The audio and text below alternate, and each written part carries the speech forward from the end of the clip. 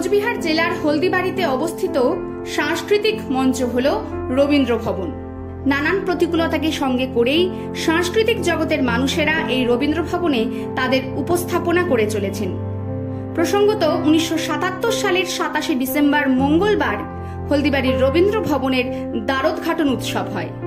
সেই সময় রবীন্দ্র ভবন কমিটির সভাপতি ছিলেন মেকলিগঞ্জের এসডিও নিরঞ্জন মল্লিক, সহসভাপতি ছিলেন ফণীভূষণ মিত্র, যুগ্ম সম্পাদকের দায়িত্বে ছিলেন পরিতোষ রায় ও অমর রায় প্রধান এবং কোষাধ্যক্ষ ছিলেন রমা প্রসন্ন নিয়োগী। এছাড়াও এই কমিটিতে অনেক সদস্যই ছিলেন।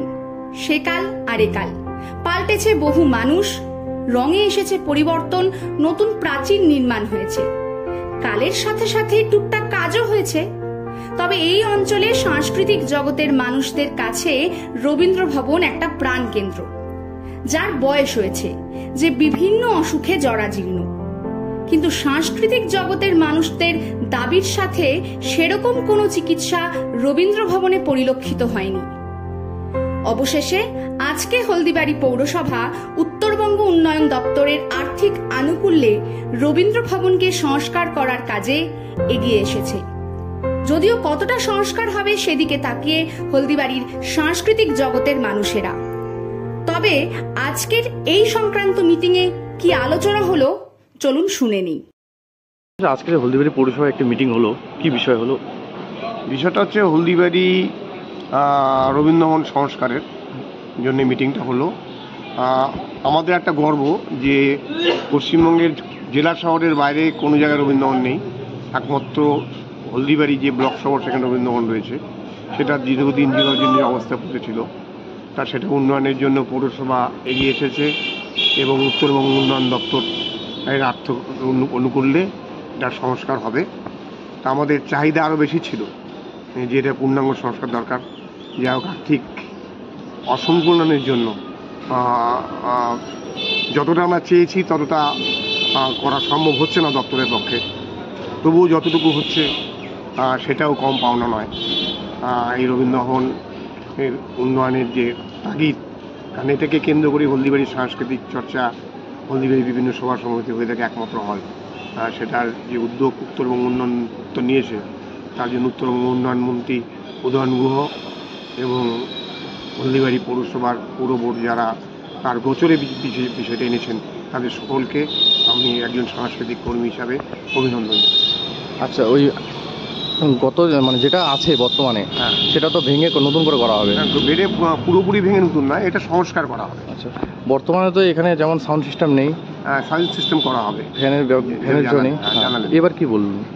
এবার আলোচনা হলো যে সাউন্ড সিস্টেম এবং ইলেকট্রিফিকেশনও করা হবে। ইলেকট্রিফিকেশনের যিনি দায়িত্বে তিনি সেই ইঞ্জিনিয়ার আজকে আসেননি, সিভিল ইঞ্জিনিয়ার যিনি দায়িত্বে তিনি এসেছিলেন। কী কাজ হবে, কী ধরনের কাজ হবে সেই রূপরেখা আমাদের সামনে উনি ব্যক্ত করেছেন। আমরাও কিছু আমাদের দাবি দাবা রেখেছি সাংস্কৃতিক যারা ব্যক্তিত্ব উপস্থিত ছিলাম, বিভিন্ন নাট্যদলের প্রতিনিধি তারা। এই বিষয়ে কি আপনারা খুশি? খুশি, পরিপূর্ণ নয়। আপনারা কি চাচ্ছেন তাহলে?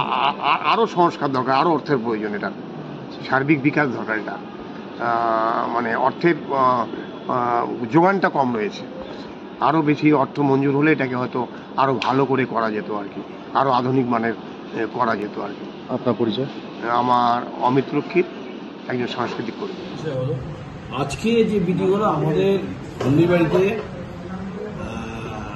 উত্তরবঙ্গ উন্নয়ন দপ্তরের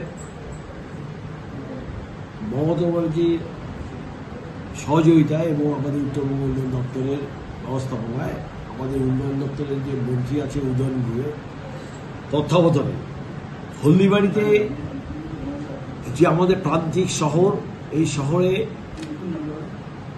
রবীন্দ্র ভবন যে ভগ্নদশায় পড়ে আছে, তার জন্য আমরা মাননীয় উত্তরবঙ্গ উন্নয়ন মন্ত্রী উদয়ন গুহ মহাশয়কে আমরা বছর দেড়েক ধরে তার কাছে আবেদন করেছি।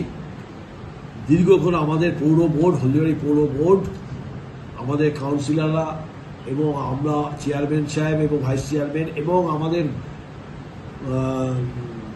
পৌরসভা এলাকার অনেক ব্যক্তিত্ব মানে আছে, তারা আপিল করেছে যে আমাদের এটাকে নবরূপে তৈরি করার জন্য। তা উনি এসেছিলেন আমাদের যাকে সারা দিয়ে, উনি আমাদের হলদিবাড়িতে এসেছিলেন আমাদের মন্ত্রী, তিনি তাকে দেখানো হয়েছিল রবীন্দ্র ভবন, তিনি দেখেছেন এবং কথা দিয়েছিলেন। তা আমরা চেয়েছিলাম যে নতুন রূপে রবীন্দ্র ভবনটা তৈরি হবে, কিন্তু এই নতুন রূপে তৈরি করতে গেলে যে সময় দরকার, যেভাবে যে দরকার, তাতে হলদিবাড়ির অনেকের মতামত যে আমাদের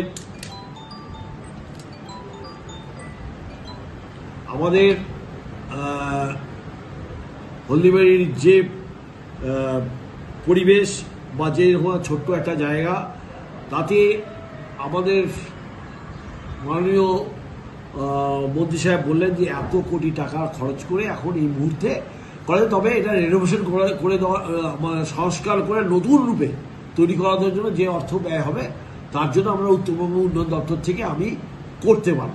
আর যদি কোনো কিছু করতে হয় তাহলে এটা আমাদের আমাদের মাননীয় মুখ্যমন্ত্রীকে বলে, তারপরে তার সাথে কথা বলে তার দীর্ঘ সময়ের প্রসেসিং ব্যবস্থা করে তাহলে পরে হতে পারে। তা আমাদের যে অবস্থা, আমাদের এখানকার সাংস্কৃতিক জগৎ এবং আমরা যে সমস্ত এখানে রাজনৈতিক দলগুলো যে সমস্ত প্রোগ্রাম করি, আমাদের হলদিবাড়ি ছোট শহর একটাই মাত্র রবীন্দ্র ভবন, এখানে আমাদের নানা অনুষ্ঠান লেগে থাকে। তাই আমরা সকলের সাথে বসে চিন্তাভাবনা করে এবং আমাদের পৌর বোর্ড চিন্তাভাবনা করে যে আপাতত আমরা এটা যে সংস্কার যত ভালোরূপে করা যায় তার একটা ব্যবস্থা করার জন্য আমরা মন্ত্রী মহোদয়কে বলি, তিনি রাজি হয়েছেন এবং তার জন্য 27 তারিখে তিনি আমাদের রবীন্দ্র ভবন ভিত্তি স্থাপন করবেন তিনি সংস্কার করার জন্য। এবং প্রথমে জেনারেল যে সেকশনে যে কাজকর্ম হবে প্রায় 2.5 কোটি টাকার মতন, অ্যাপ্রক্সিমেট 2.5 কোটি টাকার মতন কাজ হবে। দ্বিতীয় ধাপে সাউন্ড সিস্টেম, ইলেকট্রিক লাইট, উন্নত মানের লাইট, এই সমস্ত সিস্টেমের সব কাজ হবে, ধীরে ধীরে কাজ হবে। এসি কি থাকবে? হ্যাঁ, এসি থাকবে, নিশ্চয়ই থাকবে। আচ্ছা, বললাম হলদিবাড়ির যে নাট্য দলগুলো আছে তারা চাইছে ছেলে এবং মেয়েদের জন্য আলাদা গ্রিন রুম। হ্যাঁ, নিশ্চয়ই গ্রিন রুম আলাদা হবে, এটা করেছে, এটা নিশ্চয়ই হবে। আলাদা গ্রিন রুম হবে, টয়লেট হবে এবং জনসাধারণ যাতে টয়লেট করে তার জন্য আলাদা টয়লেট হবে, সেগুলো সবই হবে। হ্যাঁ, কত টাকা ব্যয় এই কাজটা হবে এখন আপাতত জানা যাচ্ছে, এখন পর্যন্ত আমরা জানি এটা টোটালি উত্তরবঙ্গ উন্নয়ন দপ্তর, তারা তত্ত্বাবধানে এই কাজটা হবে এবং তারাই সম্পূর্ণ সুপারভিশন করবে এবং নতুন রূপে তারাই তৈরি করবে এবং সিট সংখ্যাও বাড়বে এবং নতুন সিটও বসবে, সব রকম নতুন স্ক্রিন হবে, সব কিছু তৈরি হবে। আপনারা দেখছেন নর্থ বেঙ্গল সমাচার, উত্তরের বার্তা, সত্যের পথে।